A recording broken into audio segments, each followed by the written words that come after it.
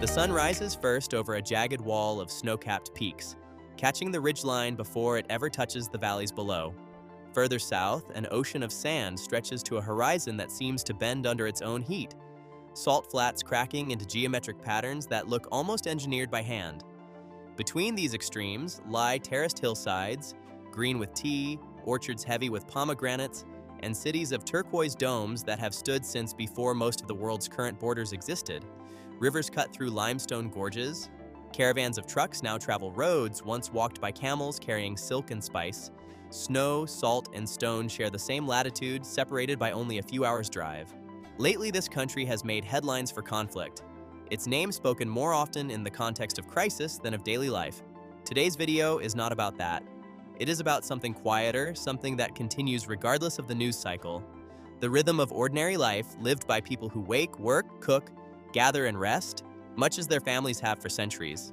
This is Iran. Iran is home to just over 87 million people, making it one of the most populous nations in the Middle East.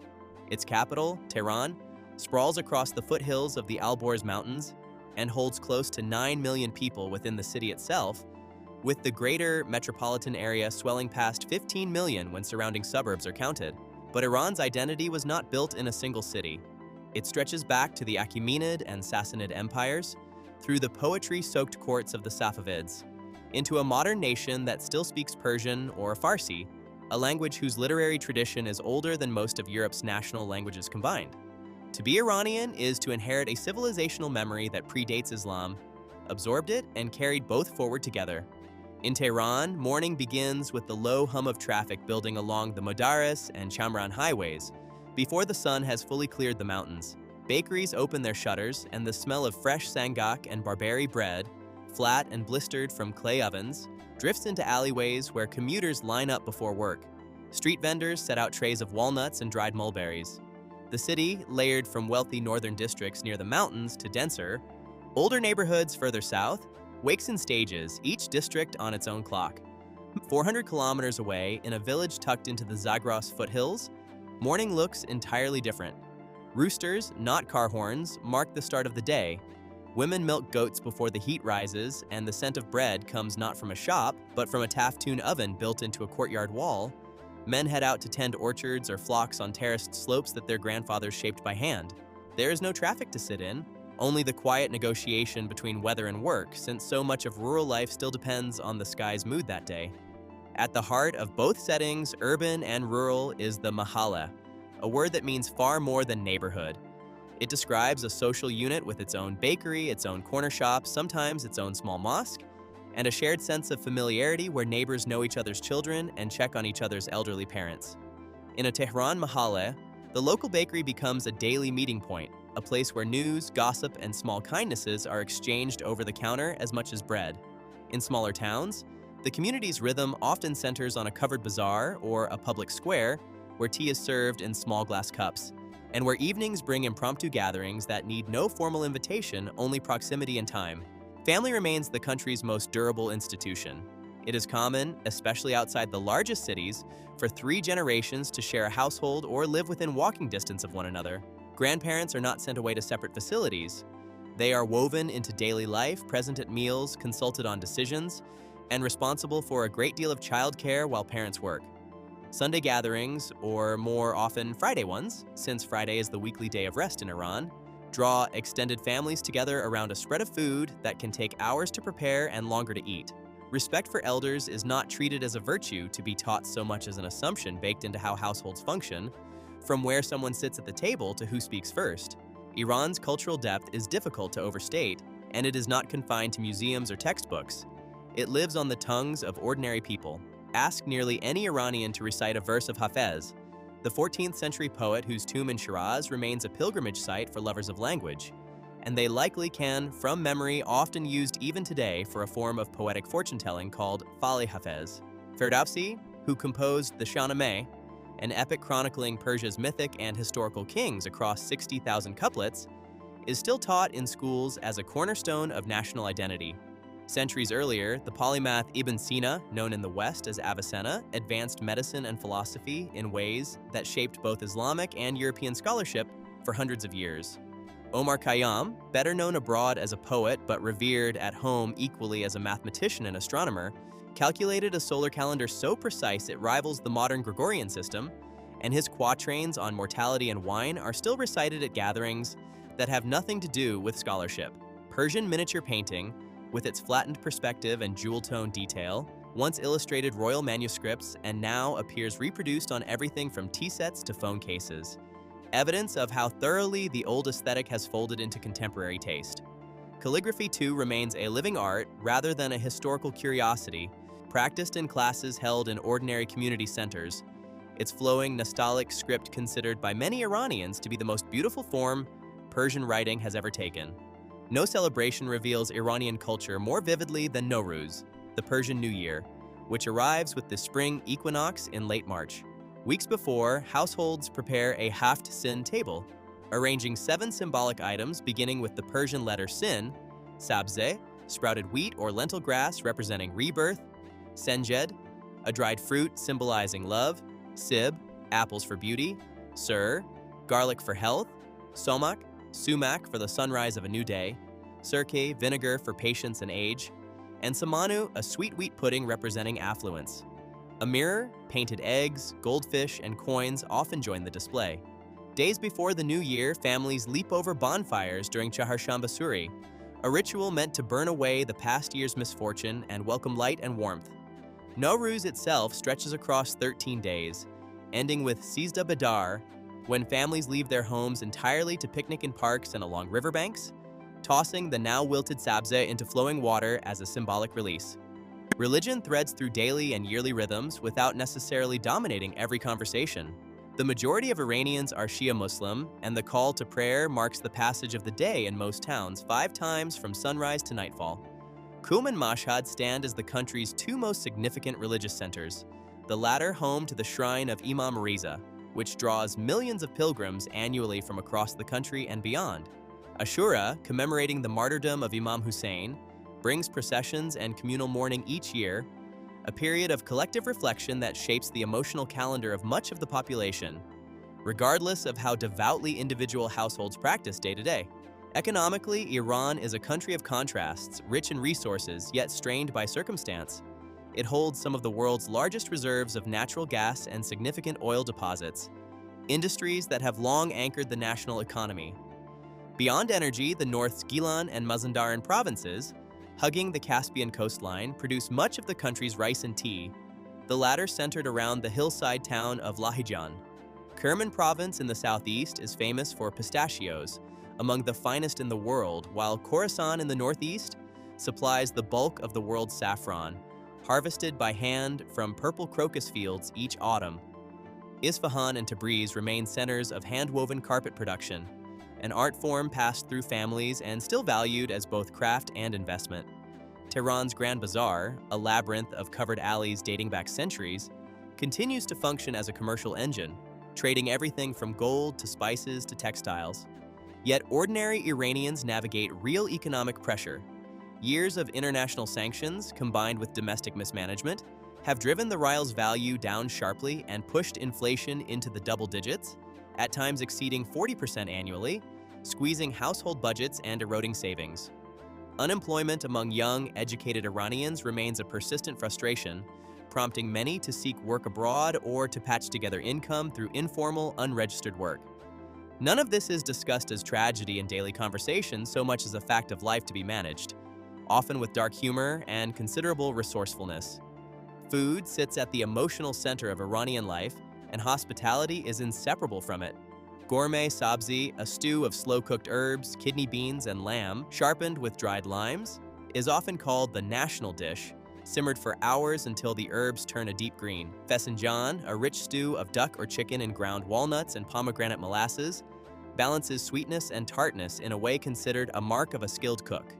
And no Iranian table is complete without tadig, the golden, crisped layer of rice formed at the bottom of the pot, fought over affectionately by family members at the end of a meal. Beyond these staples, regional dishes reveal the country's range. Ash reshteh, a thick noodle soup loaded with herbs, beans, and a garnish of fried mint and kashk. A tangy fermented whey is often served during Nowruz as a dish believed to bring good fortune for the year ahead. In the north, along the Caspian coast, Mirzagasimi combines smoky grilled eggplant with garlic, tomato, and egg, a specialty of Gilan province eaten with fresh herbs and flatbread. Kebabs too carry regional pride. Kubide, ground meat seasoned simply with onion and salt, is grilled over charcoal on wide flat skewers, while Juje kebab marinates chicken in saffron and lemon before it ever touches the fire. Meals are rarely solitary. They are staged as gatherings, spread across a sofre, a cloth laid on the floor or table, with rice, stew, herbs, and flatbread, shared communally rather than portioned individually. Tea, brewed strong and dark in a samovar, punctuates the day far more than coffee does. Served in small glass cups called estakan, often taken with a cube of sugar held between the teeth rather than stirred in, a habit passed down through generations and rarely explained, simply practiced. Central to any visit, planned or unplanned, is te araf, an elaborate system of ritual politeness in which offers of food, tea, or even payment are made and initially refused multiple times before being accepted. A social dance that outsiders often find confusing, but that Iranians navigate instinctively. Iran's landscape offers a range that few countries can match within a single set of borders.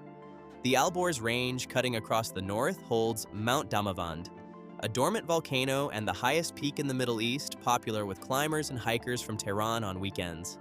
The Zagros Mountains run diagonally through the west, home to nomadic tribes who still move flocks seasonally between highland and lowland pastures.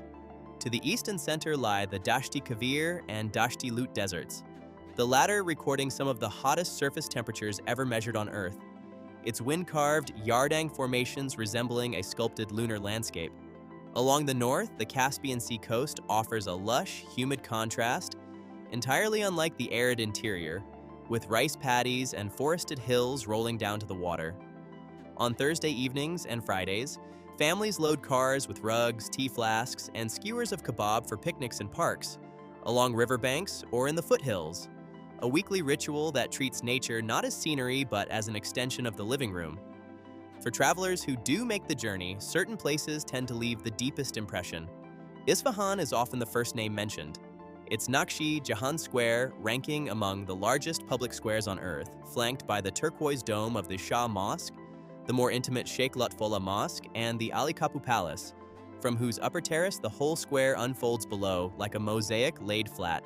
Nearby, the Siosipol Bridge, meaning 33 arches, spans the Zayande River, its stone arcades filling in the evening with locals singing beneath the vaulted ceilings, the acoustics turning ordinary voices into something closer to performance. Isfahan's old bazaar, connected directly to the square, still trades in hand-hammered copper, miniature paintings, and inlaid woodwork made by artisans whose techniques have barely changed in generations. Shiraz, further south, carries a gentler, more literary reputation, often described as the city of poets and gardens. It is here that Hafez and the poet Sadi are both buried, their tombs set within cypress-lined gardens that function less like cemeteries and more like quiet public parks where visitors read poetry aloud. Just outside the city, the Nasir al-Mulk Mosque, nicknamed the Pink Mosque, draws early risers who time their visit to the first hours of daylight when sun through its stained glass windows scatters color across the carpeted floor. A short drive beyond Shiraz leads to Persepolis, the ceremonial capital of the Achaemenid Empire founded under Darius the Great around 518 BCE. Its stone columns and bas-relief carvings of tribute-bearing delegations, still standing after 2,500 years, a UNESCO World Heritage Site that remains one of the most significant archaeological sites in the ancient world. Yazd, built almost entirely from sun-dried mud brick, sits on the edge of the central desert and has adapted to its harsh climate with striking architectural ingenuity. Badgirs, or wind catchers, rise above the rooftops of the old city, funneling breezes downward to cool homes long before electricity existed, a passive cooling system now studied by architects worldwide. Yazd is also home to one of the last active Zoroastrian communities in Iran, and its Atash Behram fire temple houses a flame that, according to local tradition, has burned continuously since around 470 CE. Wandering Yazid's old quarter after dark, through narrow alleys between wind catchers silhouetted against the sky, is often cited by travelers as one of the most atmospheric experiences the country offers. Kashan, closer to Tehran, is known for a cluster of restored 19th century merchant houses, their courtyards built around reflecting pools and citrus trees, elaborate stucco work and stained glass hidden behind unassuming exterior walls, a deliberate architectural modesty meant to protect wealth from public view. The nearby Fin Garden, one of the oldest Persian gardens still intact, channels spring water through turquoise-tiled canals shaded by ancient cypress trees. Not far from Kashan, the village of Abyaneh clings to a mountainside in reddish mud brick, its residents still speaking a Middle Persian dialect and, among older women, still wearing traditional white and floral headscarves as everyday dress rather than costume. Along the Caspian coast, the province of Gilan offers a landscape that surprises visitors expecting only desert. Dense forest, rice paddies, and fog-covered hills. The Alamut Valley, tucked into the mountains nearby, holds the ruins of the 11th century fortress once controlled by the Nizari Ismailis, a dramatic hiking destination reachable only by winding mountain roads. Further south, in the Persian Gulf, Hormuz Island is known for its so-called Rainbow Valley, where mineral-rich soil stains the ground in shades of red, yellow, and ochre, a landscape locals use even in cooking and traditional medicine. Keshem Island, the largest in the Gulf, protects mangrove forests and the Chaku Canyon, a narrow gorge carved by centuries of seasonal flooding. And in the northwest, near Tabriz, the village of Kandavan carries on a tradition of homes carved directly into volcanic rock cones, still inhabited today, drawing comparisons to Cappadocia, while remaining distinctly its own. Modernization moves visibly through Iran's infrastructure. The Tehran Metro, one of the most extensive rapid transit systems in the Middle East, carries millions of passengers daily across several lines, easing pressure on streets otherwise thick with motorcycles weaving between cars. Traffic culture in Tehran is famously assertive, lanes treated as loose suggestions, though drivers manage it with a kind of practiced calm rather than aggression.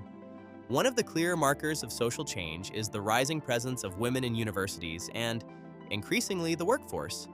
Women now make up a majority of university graduates in many fields, even as broader employment opportunities continue to lag behind that educational progress, a gap frequently discussed within Iranian society itself. By day, cities pulse with commerce and motion, bazaars filled with negotiation, offices running on strong, sugared tea, construction continuing despite economic headwinds. By night, the tempo shifts entirely.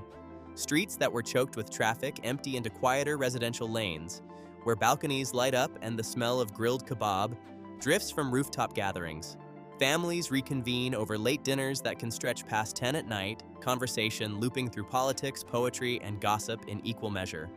In villages, night falls even more completely, silence broken only by wind through orchard trees and the occasional bark of a dog guarding a flock, the sky above unpolluted by city light and dense with stars. Daily life in Iran is not without its honest strains. Air pollution in Tehran regularly reaches levels that force school closures and public health warnings, a consequence of geography, older vehicles, and the mountains that trap smog against the city. Water scarcity has become an increasingly serious concern in provinces like Khuzestan and across the Central Plateau, where decades of dam building, agricultural demand, and shifting rainfall patterns have shrunk rivers and lowered aquifers.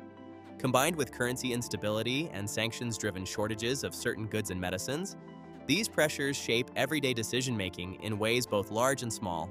Brain drain compounds the strain as a steady stream of engineers, doctors, and skilled graduates leave each year for opportunities abroad, a loss keenly felt in a country that invests heavily in education, yet struggles to retain the talent it produces. Traffic accidents, too, remain a serious public safety concern, with Iran recording one of the higher road fatality rates in the region, a statistic tied to aging vehicle fleets and inconsistent enforcement. And yet, these hardships are rarely spoken of as defeat. They are absorbed into a broader posture of endurance, adaptation, and a dry, resilient humor that Iranians are famous for turning even on their own circumstances. Given all of this, the obvious question arises: why do people stay rooted here when opportunity elsewhere might seem easier? The answer lies less in economics than in something harder to translate. It lies in land that holds a family's entire lineage, in a language whose poetry cannot be fully rendered in translation, in a mother's cooking that cannot be replicated abroad, in the particular quality of light over the Alborz at dusk. It lies in Mahale relationships built over decades, in grandparents who cannot simply be relocated, in a civilizational identity so old that leaving it can feel like leaving a part of oneself behind. Many Iranians who do emigrate carry Nowruz tables and Hafez volumes with them wherever they land, proof that identity travels even when the body does. But for those who remain, staying is less a resignation than a quiet, ongoing act of belonging. Iran holds empires and villages, deserts and coastlines, ancient poetry and modern subway systems, all within the same borders, often within the same afternoon's drive. Its people have absorbed conquest, revolution, and hardship without losing the through line of who they are, a culture built on hospitality, poetry, family, and an unshakable sense of continuity between past and present. The Haft-Sin table set each spring is the same ritual practiced for over 1,000 years. The bread pulled from a clay oven tastes, in some essential way, like the bread of centuries past. Iran endures not because life there is without difficulty, but because its people have always understood how to carry difficulty alongside beauty, in the same hands, at the same table. If stories like this one, quiet human portraits of everyday life around the world, are the kind of thing worth spending a few more minutes on, consider subscribing for more. This channel exists to look past headlines and tourist checklists toward the ordinary rhythms that actually define a place. Mornings, meals, neighborhoods, and the people who keep them going. There is a great deal more of the world left to explore, one home, one street, one shared meal at a time.